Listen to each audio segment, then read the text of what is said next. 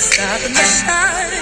They try to break me, try to take me out, but I got Jesus on my side. Welcome, guys. I'm so glad you guys are on. Welcome to Girls Night, and tonight is going to be so good. Welcome, Gildy on all there. Welcome, Sky. I'm just going to give people a couple more chances, a couple more minutes to come on in. Queen_Ruth, welcome. Guys, do me a favor. Oh, you guys can't share this. That's the one feature I hate about Instagram. But if you can, tell a friend to come on in. Welcome to Girls Night In. Y'all know. Welcome, Odd Love for Science. Welcome. I'm so excited, y'all. Y'all don't understand. Sierra Little 7, welcome. I'm ecstatic for tonight. Tonight's conversation is going to be absolutely amazing. Welcome for those who never been here before. My name is Charlie Shea. I am a writer, director, producer, entrepreneur, and speaker for Baltimore, Maryland. And so we're going to give people a couple more. Simone the Overcomer, welcome. We're going to give people a couple more seconds to hop on in, and then we'll get started. And we're going to bring on our guest for tonight. And so I'm excited. I am so excited. Tell me if this is anyone's first time on, let me know. You can put up emoji, let me know. Hey, Breanna! So our special guest is in the building. We're going to give people a couple more minutes to come on in. Miss Happy Smile, welcome. Greatly appreciate it. Again, welcome to those that are on the replay as well. Shout out to you guys. I'm excited for tonight. Tonight we're talking unequally yoked, and we have Miss Breanna. She's going to come on and share a powerful testimony with us. I'm excited to have you. We're just going to give people a couple more minutes to come on in. We'll get started in just a moment.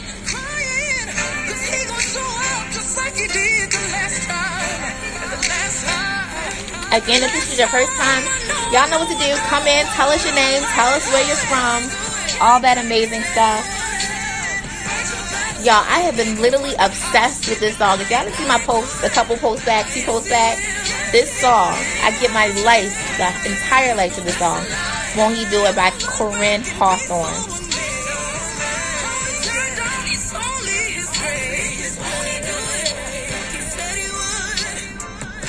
Okay, so I'm just going to get started. We're going to see who comes in the building. So tonight, we are talking unequally yoked. Unequally yoked. And so y'all know, welcome Valencia_sad girl. Welcome Slim Donna. I'm excited. Thank you guys for coming on in. Welcome to Girls Night In. Okay, welcome. And so tonight, we're talking I Am Britain. Welcome. So glad you're here. So what we're talking unequally yoked. Y'all know I live for the word, and so we want to give a little bit of background because I think setting the stage, this is a great way. Felicia, I Am Queen, welcome. We're going to set the stage for tonight's conversation. Hey, boo, how's it going? How are you doing? Okay, so unequally yoked. If anyone's heard of that, Miss Lex, yes.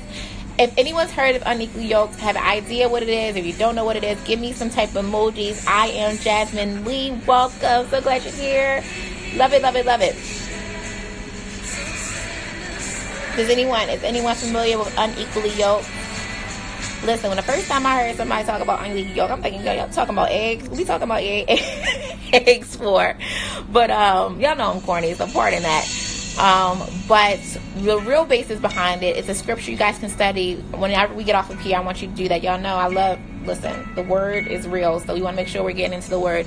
And so 2 Corinthians 6:14, okay? I'm going to read the New King James Version. Do not be unequally yoked together with unbelievers, for what fellowship has righteousness with lawlessness, and what communion has light with darkness? And so what this really means, when we talk about yoke, it was a thing back in the day where they yoked up, they joined oxes together, and where this kind of came from was that, you can't join 2 oxes that are unmatched, because if you have one that's stronger than the other, it's going to be dragging the other one along, or, the weak one, if one is taller, one is shorter, and that's why they say you can't yoke. Unequally yoked is not a good thing, because if you have one that's stronger than the other, you can't move forward, you can't go forward, and that is equated to like relationships, business partnerships, because if you find you have one person that's stronger, or just like, let's make it in plain terms. If you're trying to get your life together and your relationship with a bae who's not really trying to get his life together, he's out here in these streets and he's And you might be saying, you know what, I may be, welcome Fantasy, welcome Miss T Patton, welcome, hey girl. You might be trying to get your life together and try to be, living for the Lord, but your man is not.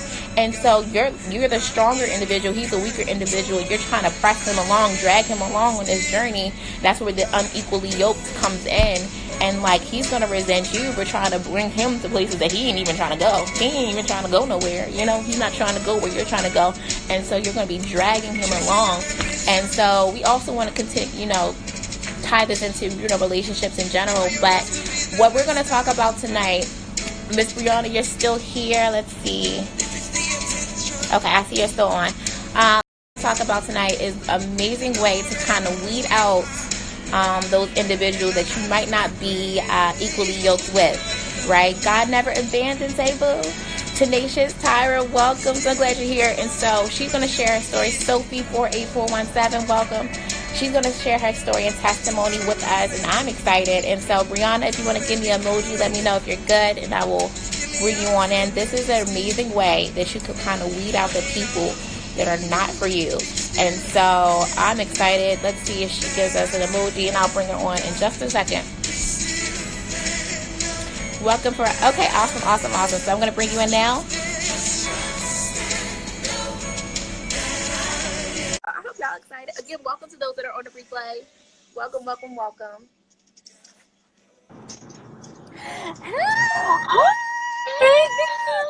through. Yes, girl. She better be glowing. I know. I'm in the car. No worries. It's fine. Let me just tell you, I've done girls' night in from the car, so we're good. They're familiar with the girl. Okay, so excited. Lovely Titus 75, welcome. Passy.R, welcome. Thank you guys for joining. Welcome to Girls Night In. Aw, thank you, God never abandons. Hey, sis. Okay, so let's get into it. Jeffrey Austin 101, welcome. We have Miss Breanna here, and I'm going to kind of open up to you. You can kind of share, about your story, who you are, what you do, all that great stuff, and we'll get to talking. Awesome. All right, so hey, everybody. I'm Breanna Aponte, and a little bit about me. I'm from Cleveland, Ohio. I currently live in the DMV area, Tyson's Corner, to be exact, Virginia. And I own a business called Shameless Ladies, which is all about women empowering themselves, feeling confident, and going after the things that they want in life. So looking good, feeling good, being the best versions of themselves. I decided to wait for marriage after my last relationship was ending. And I kind of just felt lost as a person and wanted to get more in touch with myself. And I'm currently in a relationship now with, I'm going to show you guys. Hey, Driver! Hey, Mr. Dre. Make sure you guys follow our page at Worth the Wait. We are waiting for marriage. We've been together for 7 months now. And so I'm just here to kind of share my journey and let you guys know about, what we do, what works for us, and whatever Shirley wants me to speak about. Awesome. So go ahead, share your story. Kind of a little bit what you shared with me, how you got to the point of making the decision, and just kind of how you guys got together and all that kind of stuff. Gotcha. How God's hand was on it.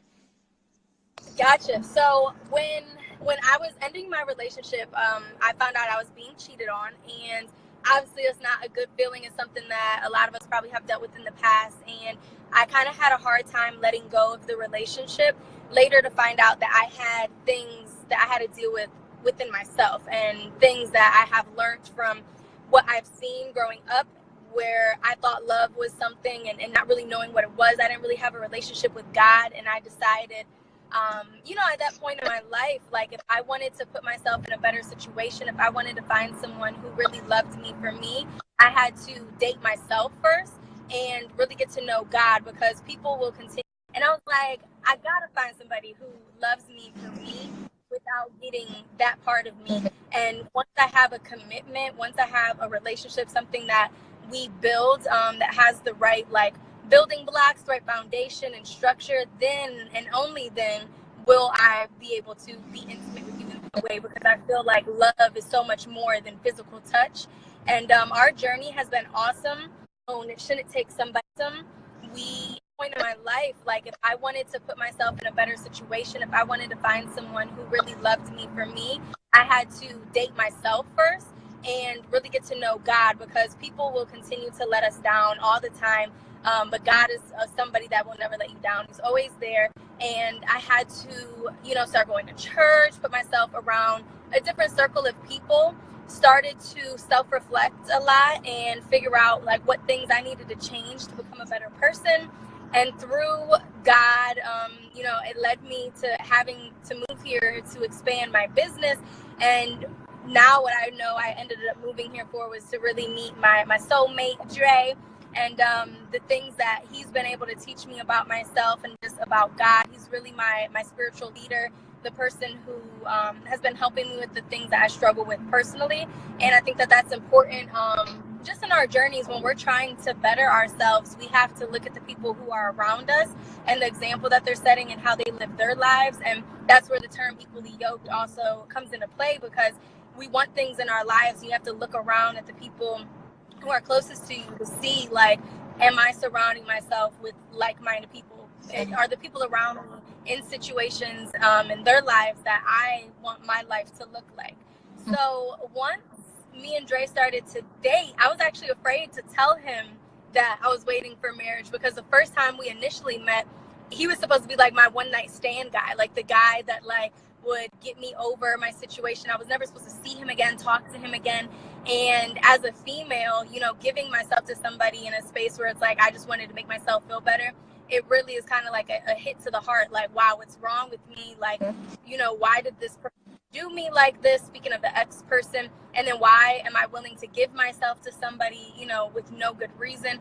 And after self-reflecting, making my move out here and making the relationship with him serious, we had that conversation where I was like, hey, I'm waiting for, marriage. And he was like, me too. And it's funny because we actually made the decision on the same day, but we didn't even know each other.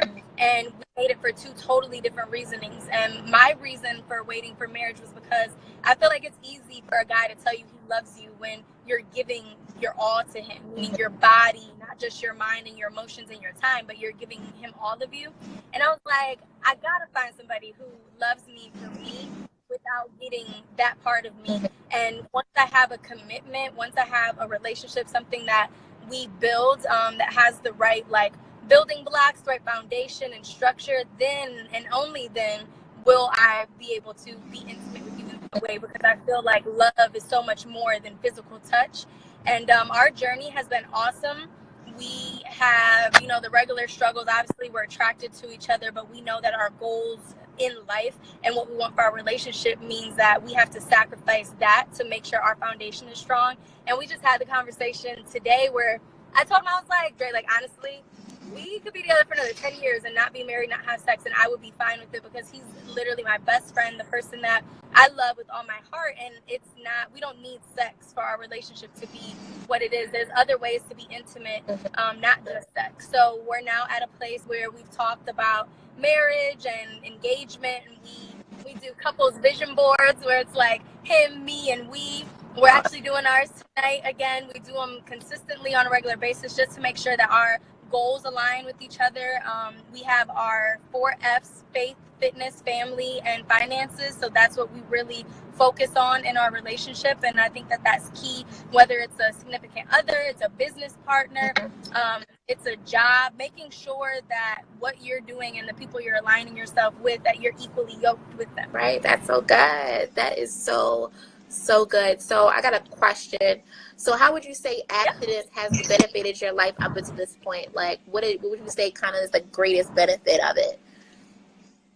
For sure, getting to know myself. Because I think as females, when we really struggle in dating and in relationships, is we think we know what we want. We think we know who we are.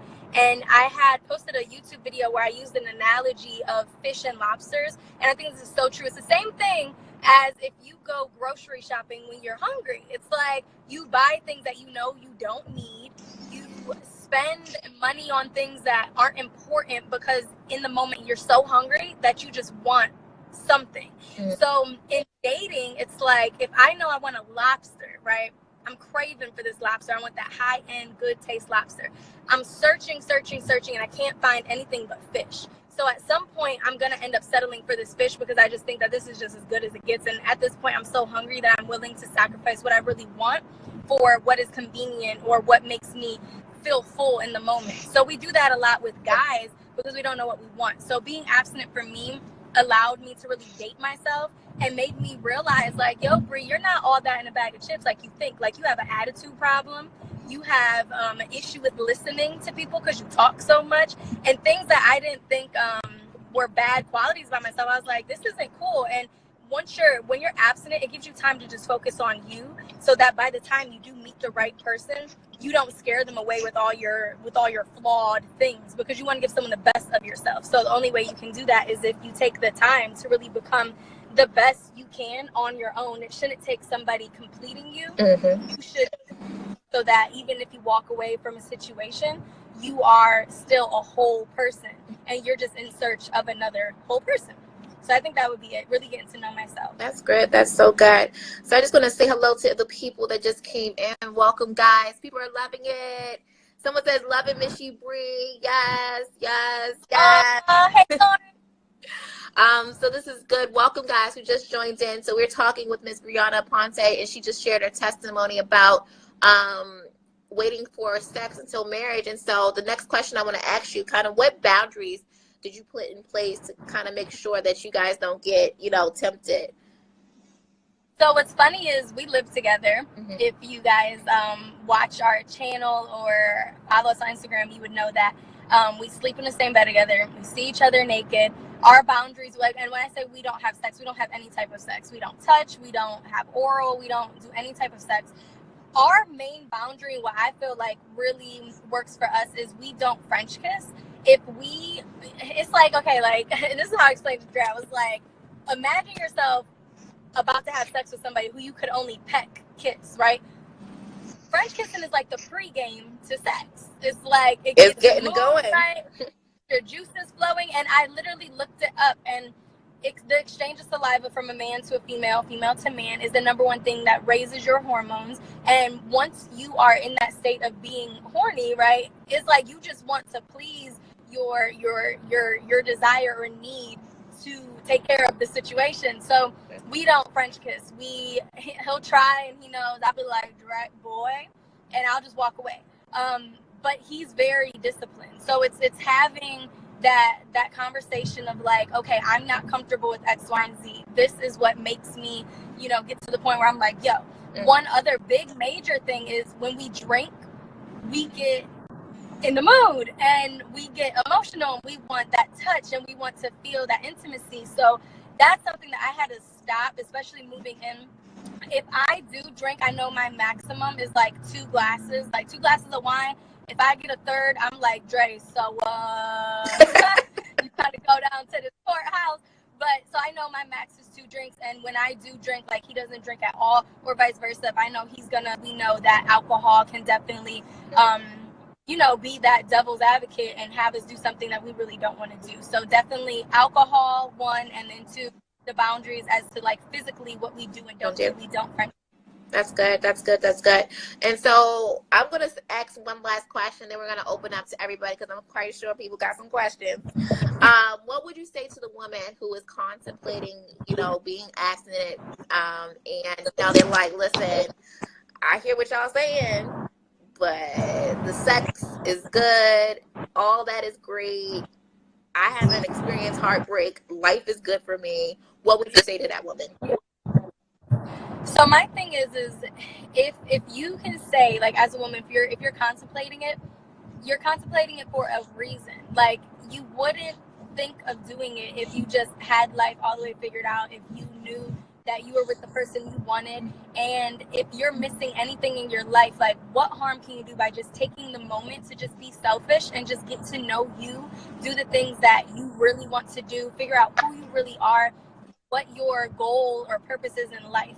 So for me, when you take out sex, right, we sometimes don't talk about like soul ties, and how if I'm physical with another person, everything that they now deal with in their life is now on me. When you become intimate with someone, the responsibilities and roles that you take on from that person, it's a lot more than we anticipate or that we even understand that we deal with. So if you're dealing with somebody who has a bunch of BS, you're dealing with their BS. You're dealing with their drama. You're dealing with their financial issues. You're dealing with everything that comes with them because they're a part of you. So once you kind of like get rid of those ties, soul ties, connections, relationships, it opens up space for God to really do what he needs to do in your life, for him to position you to be, for him to open doors and say, this is what I want from you, or this is what I need you to do. This is how I want you to walk. And getting rid of distractions is number one, because you can't focus on a bunch of different things at once. It's like if you think you want to start a business and you're like, I want to do this, I want to take over the world and all these things. It's like, well, baby, slow down. Let's start at the foundation. What is your brand? Your mission? So it's the same thing in life, because at the end of the day, we all are representations of our own selves. We are our own brand. And if you can't sit there and say, like, I have it all figured out, I know what I want out of life, I know who I am, I know that I don't need a man to complete me. You have to do self-reflecting, some self-building, get your faith all the way together with God, so that you can be in the best place possible, so that when you do find your other person, you're giving him all of you, but all of you, relationship can be what it needs to be, and really the foundation. And I can't explain the feeling of what it feels like to be like, oh my God, I sacrificed that thing, that physical thing, and now I have this thing that I'm going to be able to enjoy for the rest of my life. It's just an amazing, amazing feeling. That's amazing. That is so good. That is so good. And so now, guys, let us open it up. We got some comments here. Let's open up any questions you guys may have, any comments. Y'all know, Girls Night In. Let's see. I'm just scrolling back up to see if we missed anything while we were talking.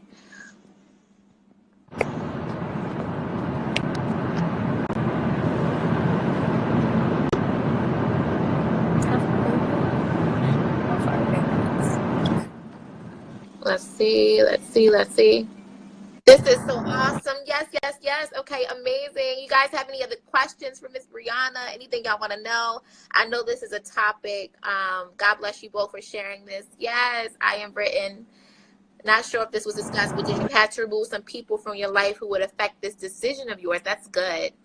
Filthy_1. Absolutely. So when I decided for my decision, the main thing I had to remove from my life was men, because I was at a place where, I'm an attractive girl, I have a nice personality, so it's not hard for me to get dates or be courted or bought nice things. And I was at a place where I knew I didn't want to be with any of these men, but I was benefiting from having a relationship with them. And what I realized is I was getting certain things from certain people. So I would talk to this guy for the emotional support. I would talk to this guy for financial support. I would talk to this person for, just because they look good. So for the physical situations. And I was like, why would I want to get one good quality from each person that's around me when I could just get myself together and find somebody, the mental, emotional, physical, financial, all in one. So the women that, once I decided like, okay, I have to exit these men out of my life, the women that I had in my circle, it was very interesting, because with my company, Shameless Ladies, I deal with a lot of different types of women. And I was like, okay, if I want to ultimately find a man who I can marry and have children with, have a happy life with, who are the people around me that would benefit me from having, different relationships with? So married women who had families, women who maybe like they were big on going to church, so they could be my relationship for like the spiritual aspect. Or my friends that I knew from, way back, that I knew Jen had good intentions in my life. And anybody outside of that, like if you weren't a role model to me, if I wasn't or if I didn't feel that our relationship was genuine, like I had to cut so many people out. And I think that one thing we have to be careful about is the way that we do it.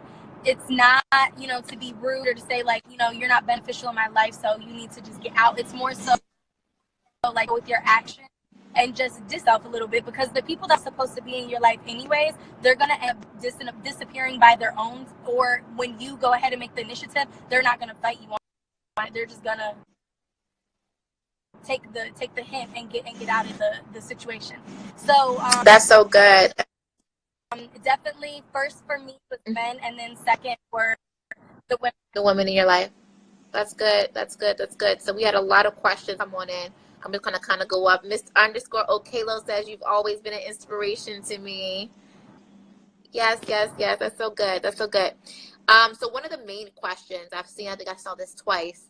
when those sexual feelings arise, what do you do to distract your mind and feelings? We talked about the boundaries, but how Oh, do you thanks, combat those Lord. thoughts?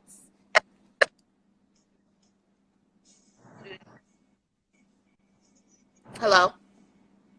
Are we still here? Okay, perfect. Yeah, I was breaking up a little bit, but go ahead. Okay. Say it again. So the question, did you hear the question? Uh-oh. Hope we The guys are question was, having how connect. do I deal with the feeling of wanting to have sex? Right, the sexual thoughts. It says when those sexual feelings arise, what do you do to distract your mind or feelings? Oh, hopefully we're not losing you. Let's give it a second, you guys. Maybe they're in a spotty area. Let's give it a second. Hear me? We see you, but it's kind of like foggy. Let's give it a second, guys. Okay, I think we might be good. Testing, testing, 1, 2, 3. It's like I see you. I feel like I see you. Yeah, I'm literally 3 minutes from. Okay, let's give it a second, guys. Let's give her a second. You guys have amazing questions, so we want to make sure we answer those questions because I know this is an area. You know, it could be a little touchy area, but it is definitely beneficial. It is definitely beneficial to your life. I guess I'll share a little bit for those who are not familiar with my story. She says she's almost home. Bear with her. Okay, so let's give her a second. She's gonna, and we'll bring her back. Well, she'll still be here, but hopefully the connection will clear on up. But I would definitely say, you know, becoming abstinent. So for me, I'm gonna share my story, y'all. I would say February 14, 2016. I was that girl coming into Valentine's Day. Like, I hated Valentine's Day because I'm like, listen, I want a man. Like, I need to be with somebody. And so I was, oh, Okay, can you hear me? yeah, I can hear you. Can you hear me? I can hear you. It's kind of like the visual is not matching the audio. Okay. I'm going to type this in. Hold on 1 second, y'all. Yep, I can hear you, but the audio and the visual is not matching up. Okay. So we're going to wait until the connection gets better. Yeah, okay.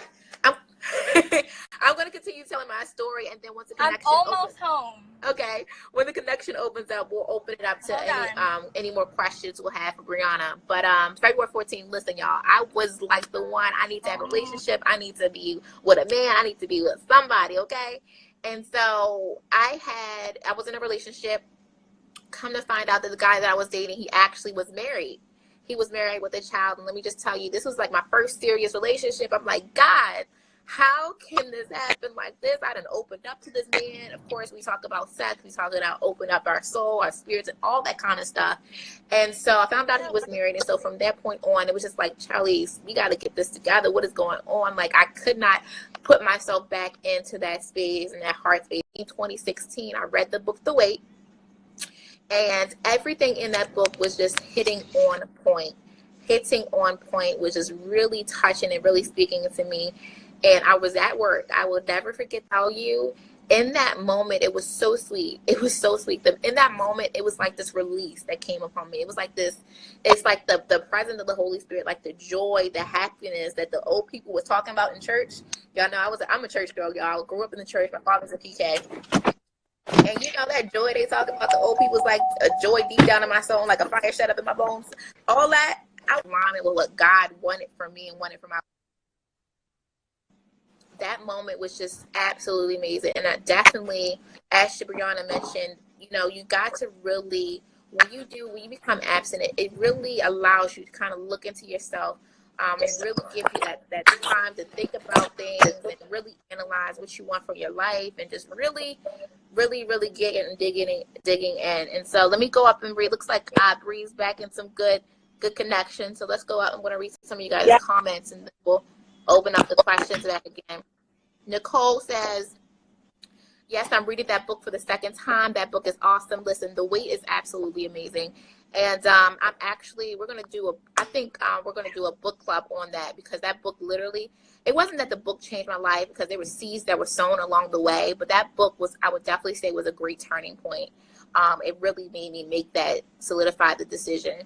By Devon Franklin. Yep, Devon Franklin and Megan Good. Just started reading The Wait. It's so good. So good. Yes, by Devon Franklin. Yep, it's so good. So we're going to do a book club for those who have not read it, or if you've read it, we're going to read it again, and we'll do a book club on that. But Breanna's back, so let's ask any questions you guys had. Oh, so let's go back to the question that we had at first.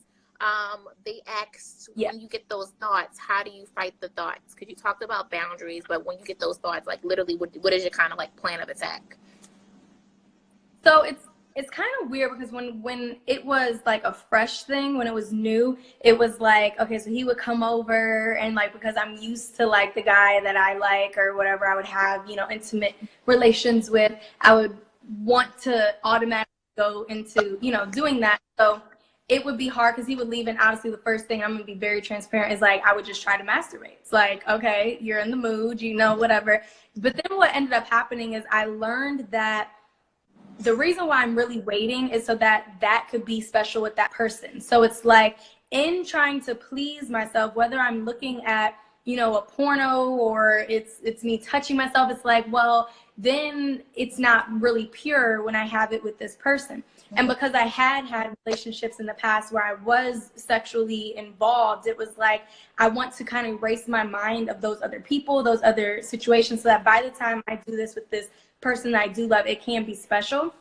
And honestly, I don't know, because I never prayed to like abandon those thoughts or to not get those thoughts. It kind of just happened over time. I don't know if it's just he makes me so happy that like I just don't think about it. But I had a conversation with him today and was like, when was the last time you tried to masturbate? Because I don't do it and I don't think about it anymore. It's just like my mind knows I can't have it. Our one-on-one time, just my time with him, is special to me. So I don't really get those feelings. But it's like training yourself.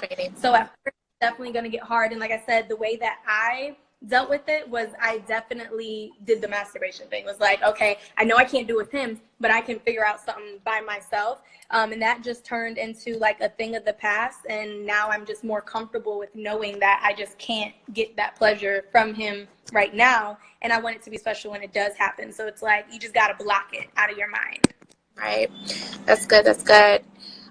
Definitely, we talk about the mind is definitely like kind of like the gateway to kind of, you got to control your mind to control your heart. And so we got to be, as y'all, I'm telling y'all, those thoughts are so insistent. So we got to be 20 times more persistent to counteract that. And so let's see what else we have here. How do you go through your feelings of self-doubt not being good enough?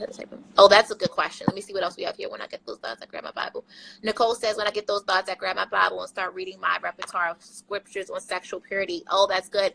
One scripture that's so good, it says, when you there's no temptation that God will not provide a way of escape.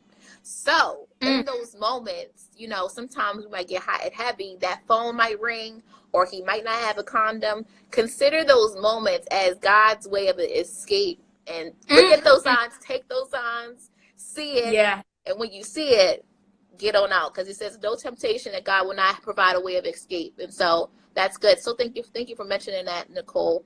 Thank you so much for asking my questions. I needed that. You're welcome, Tenacious Tyra. And so let's go back up to this question from Miss LaStar.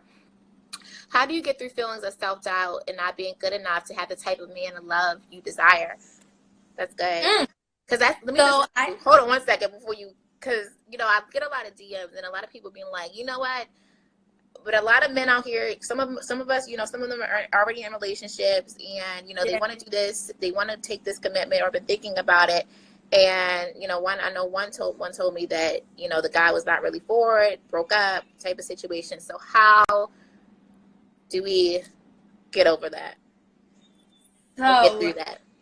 And this is a touchy subject because I have a friend who, obviously I won't name names, but she was in a process of being abstinent and decided to like take another route. And just yesterday she explained to me why she made the decision. And it was just because the person that she was with, was from a different religion, and they just had different ideas of like love and relationships. And to her, what they had going on, like the situation between them two, it made sense for her, I guess, to say like, well, that's what, you know, we are choosing to do. So I think as women, we have to understand, one, why is our reasoning for waiting? Is it just sex, or is it more than sex? And if it's more than sex, what is it? And then explaining that and communicating that correctly to your person who you're saying, like, hey, I like you, I want to be with you, but this is, you know, what I want. And if that person doesn't want the same thing, then you're just one person closer to the right person. That person is just not the right one. And being confident and comfortable in knowing that every guy you meet is not gonna be the one, and it's okay. You won't have to fight for the person who you're meant to be with, because he will be there in the fight with you. So it's like understanding to just, everyone's not the one. It's just like everyone's not going to be a friend. Everyone's not going to like you. So it's different if you're going about the situation and you're like, I can't find a guy, and you haven't self-reflected and fixed the things about yourself that you're pushing onto these people that they don't like. They see these red flags and they're like, ooh, like, you know, the girl's crazy, or she's nagging, or she's insecure. You have to look at yourself and realize, like, okay, check. I handled all of these things. I'm a whole person. I'm a good person. I have good intentions. Now try to find that right person. And if they don't like it or want to be a part of it, it's okay. On to the next one. It's being patient. It's just like when you think about anything else in life. When you really want something, you have to work hard for it. You have to sacrifice for it. It's the same thing with a relationship. So I think it's just being patient and understanding that nothing is wrong with you. You just haven't met the right person. Yeah, that's good. That's so good. That's so good. That's so good. And also, too, I would say, you know, some of the desires of getting married, some of those desires have been placed in there by God. And so, you know, a lot of the desires we think we pulling down from the sky. But a lot of the desires we have to get a good man, to even like consider doing the celibacy or abstinent walk, is a desire from God. And God is a God. He's going to fulfill those desires. He wants to see his daughters happy. He wants to see his daughters in healthy, non-toxic relationships. That's what he wants for us. And God, listen, when I realized that God cared about like every aspect of my life, you know, we think about God as this like big guy, and he don't really care for like something as simple as who I'm married to or relationships. He cares about every single aspect of your life. And so let's see. I got through myself. Okay. Icio Mela says, I got through my feelings of self-doubt by looking at all my qualities, knowing that I'm worth it, and seeing yourself with the eyes God sees you, knowing that any guy should be lucky to have you. Hello. Filthy _1. Hold 1 second, guys. You can talk, Breanna. I'm gonna turn it over to you. Yes. Okay. Let me see what someone had asked about the 4 F's that I was talking about, so I can talk about that.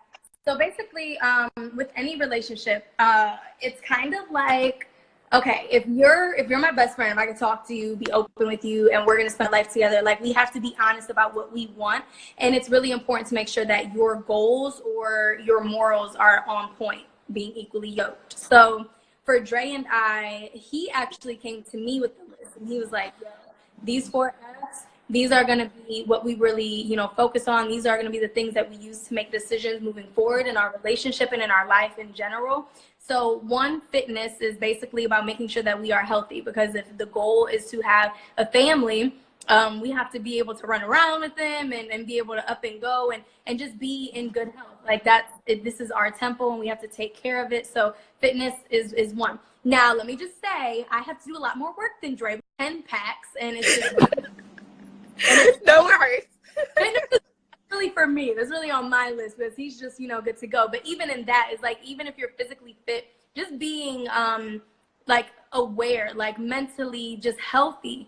So that's 1. And then finances. So finances is huge in relationships, because our way of thinking tends to be different sometimes, and that's our biggest thing. Is like, Dre is a budgeter, he is a strategic planner, he's like long goal, long term, this is what we need to do. I'm like, but it's pretty and I want it, and you know, so I think like, oh, like I'll spend my last dollar on something that I really want, or like invest something, just taking chances and risks. And it's like, you can't do that if you're a wife or a mother and you have a family, you know, that you have to. So just kind of altering your mindset to be like, okay, this person believes in this, I believe in what is the compromise and what are we going to decide to do as a unit? So finances is important. How are you looking at life? How are you handling money? And then understanding that once you're married, like what's yours is mine, what's mine is yours. So we have to have the same mindset on that. Faith, which is huge for us because God is the foundation of our relationship. And when we first got to know each other, or when we first met, I didn't have a relationship with God. I wasn't religious. I didn't have, any type of religious practices. I was just out here lost in the sauce. So he was really like my spiritual leader, and he taught me about what it means for like a man to really be a man and to leader in a relationship, and how allowing him to lead us doesn't mean that I'm just like, yes, sir, whatever you want, sir. So like I have a voice, I have an opinion, but at the end of the day, understanding that your man should never lead you in the wrong direction, because ultimately he loves you and wants what's best for you. And if you want him to be able to lead you and your family, then it's like, you can't lead me, you definitely can't lead our family. So seeing that and figuring that out early on is really important. And then what's the last F? Family. So again, how like his family is with him and the way that my family is with me is like two totally different things. So our upbringings are a lot different. So if I know you come from one type of situation and I come from one situation, how do we figure out what our family is going to look like? Because it shouldn't look just like yours and it shouldn't look just like mine. It should look like ours. And one thing that we always do is when we make decisions, we make them based off of like in the future. So what will we want our children to see? What do we want the generation after us to learn? And everything is based around that. So those were the 4 F's for the person who said, can you explain that a little bit more? That's good. Listen, I'm going to have to take that 4 F's for myself. They work. That's so good. Okay, so I'm gonna let's see. We got some come ons. Hey Bree, you are so bomb, pretty cold rose. Miss the deaconess, yes he does, and whose rib we are is written to work for a greater purpose in God's kingdom. Yes. So who we were made to become one with is naturally gonna fit together because God made it work. Ooh, you better speak on it. Yes, this was so needed. I sure am. Okay, guys, let's see. I don't want to scroll all the way back up to your comments. So if you guys have any other comments, we got about 15 minutes or so. Let us know if you guys have any other comments. You can kind of type. I think I did see something about the shacking. Let's see.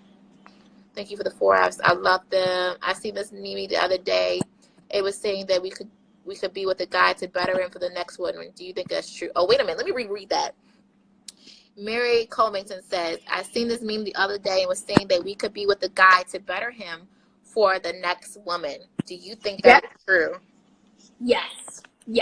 Same vice versa with guys though. So this is what's funny. And I realized this other day.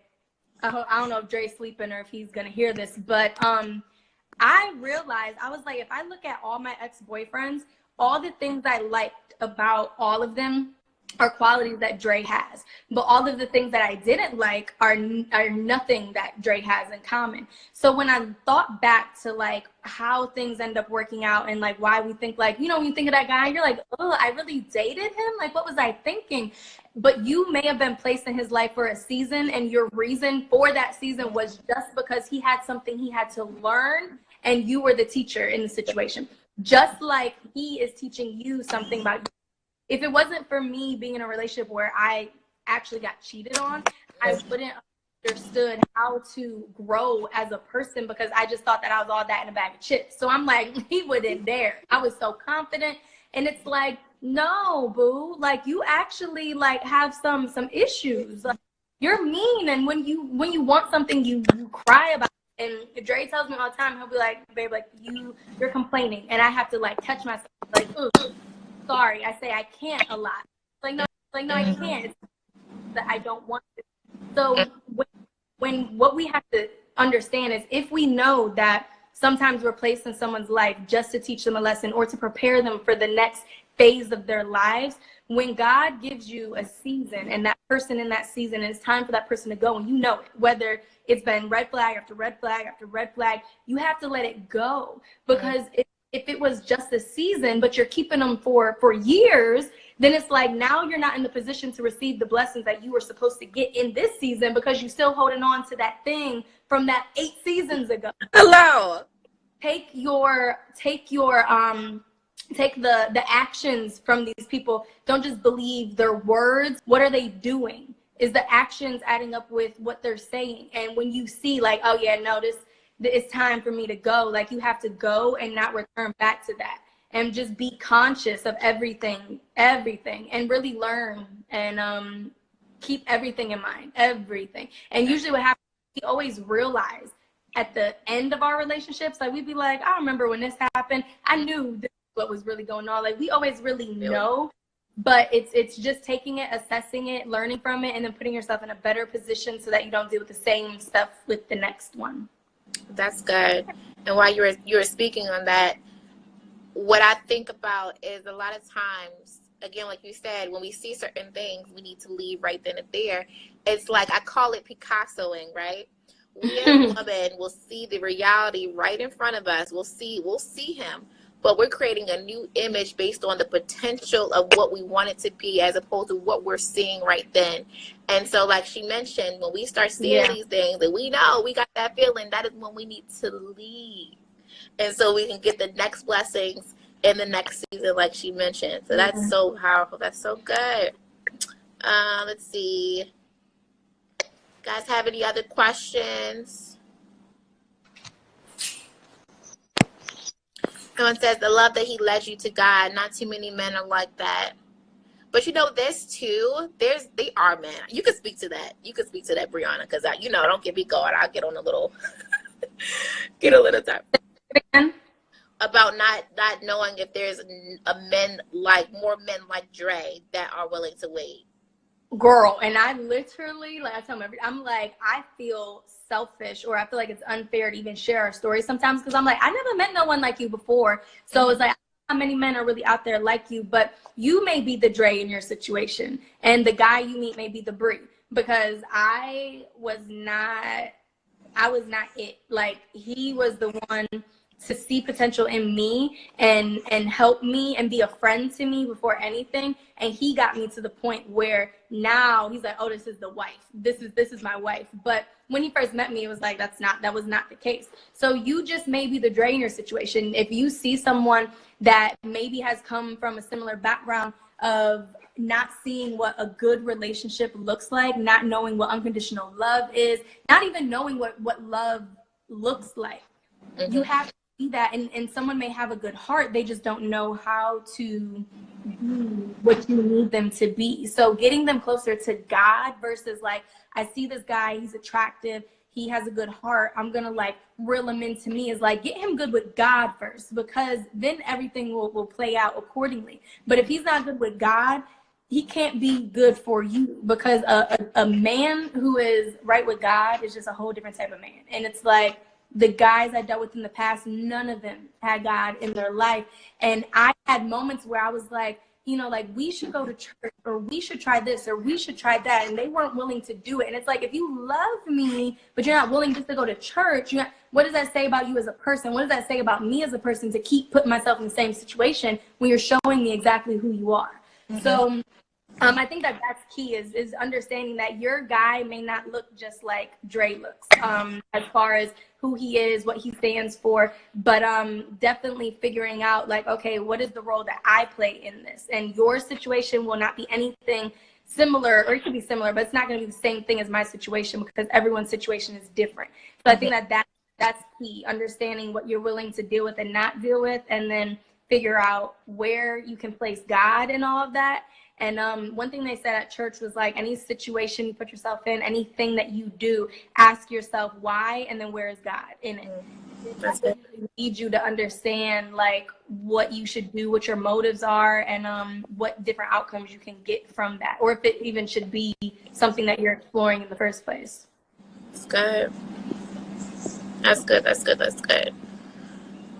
Someone said that's what my husband did. Okay, Stacy.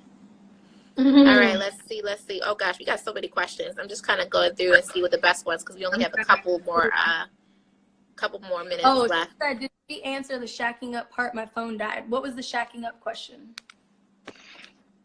Yeah, I saw that. I didn't see a question. If you can ask that question that you have about that. He can have God, but not be the one in your vision. Then what?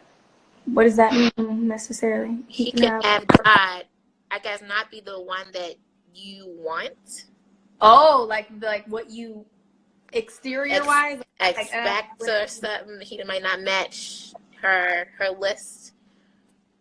I think I have a lot of friends that like they like guys that never like them. Like all the guys they like don't like them, and all the guys that like them they don't like because they have a list and they're like, he's got to be tall, he's got to be in shape, he's got to have a good job, he's got to do this, he's got to do that. And I always say the same thing. And what do you have? What are you bringing to the table? Because you come up here every day and you telling me like, oh, I need to go to the gym, I need to do this, I need to do that. So at the end of the day, Mm-hmm. you're not doing your part. Like you can't attract what you want if you're not doing what you need to be doing. Mm-hmm. And I also is like sometimes your gift may not be in a package that looks the way you pictured it. Mm-hmm. And getting to know somebody and getting to know their heart is so much bigger than their outer appearance. So when people say like, oh, he's just not my type, it's usually something that's related to like physical appearance. And it's like, are you willing to get to know someone and love them for them? Because if that's the case, then the physical appearance doesn't matter. The fact that Dre is fine, just, I don't know, God was trying to bless me because he could look however, and he was a friend before anything. I didn't even look at Dre from a physical standpoint because again, I wasn't having sex, so I could care less about what you look like. I was just looking for someone to help lead me in the right direction in my life. So I think just being open-minded and trying to see people for who they are is really, really important. That's Get good. rid of it. Hello, tear that wrist up. Okay, so God never abandoned shacking up before marriage. Someone says, how does living with the perfect person before you marry work in regards to Christianity? If you want to touch on that, Breanna. I've been getting this question a lot. I literally yesterday spoke at an event. Me and Dre just left from an interview with what was it? A YouTube channel. And this has been being asked a lot.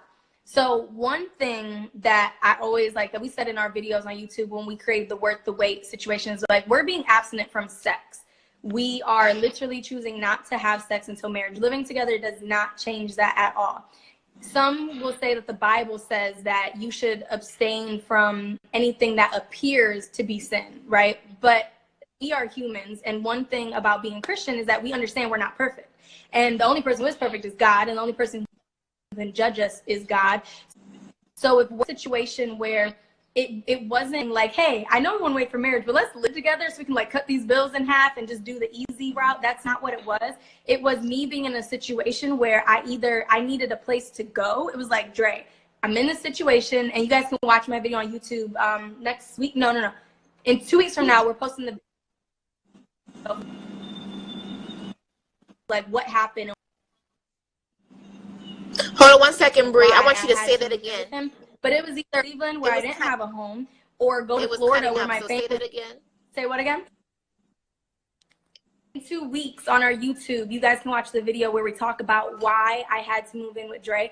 But it wasn't a decision that we made based off of like what we were trying to do. We never wanted to live together before marriage just because, again, it's a part of a process.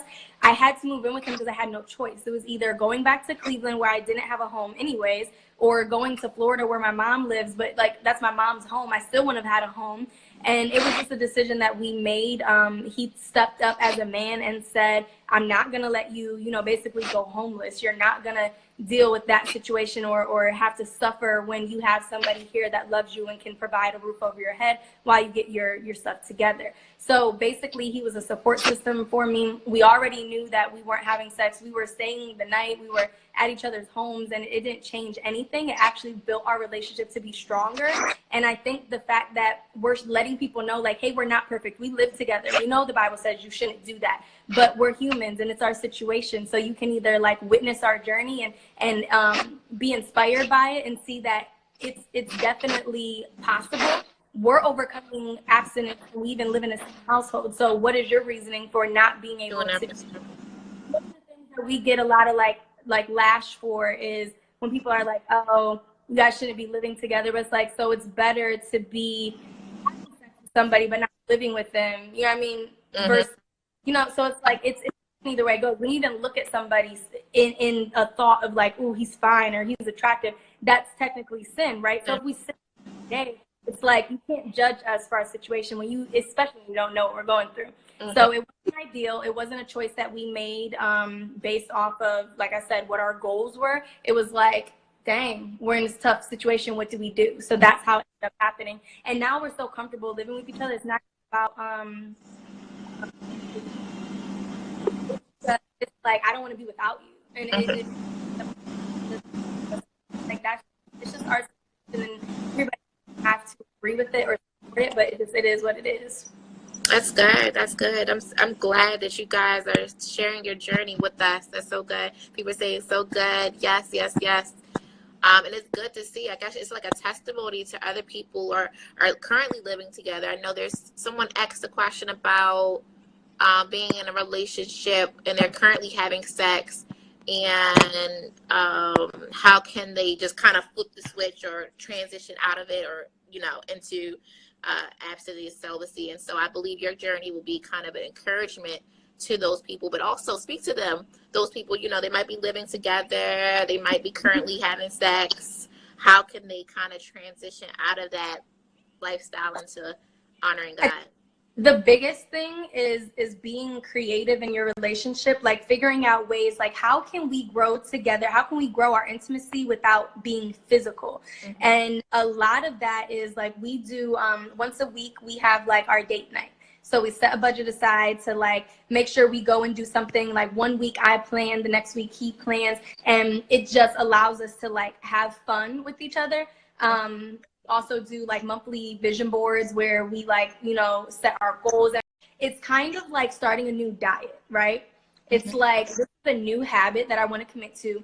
And my benefit is that I'll have a healthier life. I'll look better, feel better. So what is your reasoning for wanting to stop having sex? Is your relationship lacking in other areas?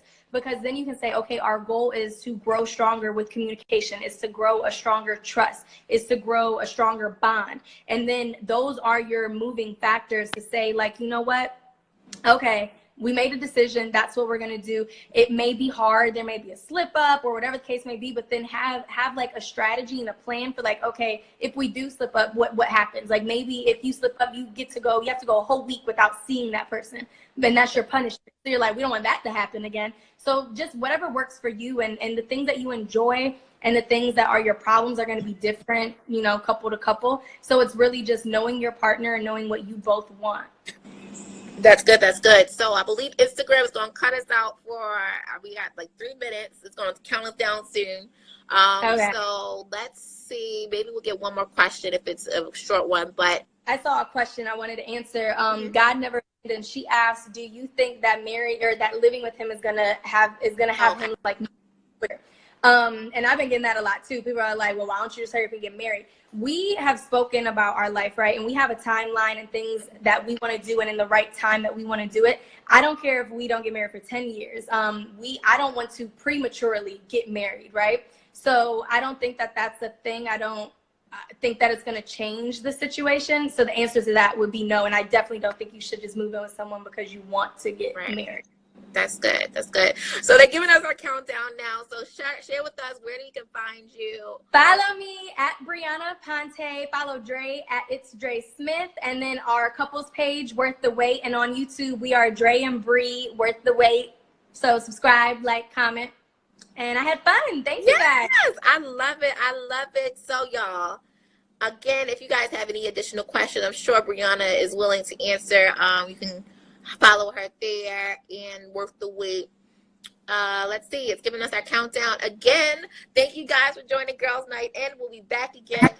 Actually, we're not going to be back again. I'm taking some self-care. So this week, we won't have anything next week, but the following week, we'll be back with Girls Night In. And so thank you guys. Love you guys. Thanks, guys. This was awesome. Love it, love it, love it. And we'll see you guys soon. Bye.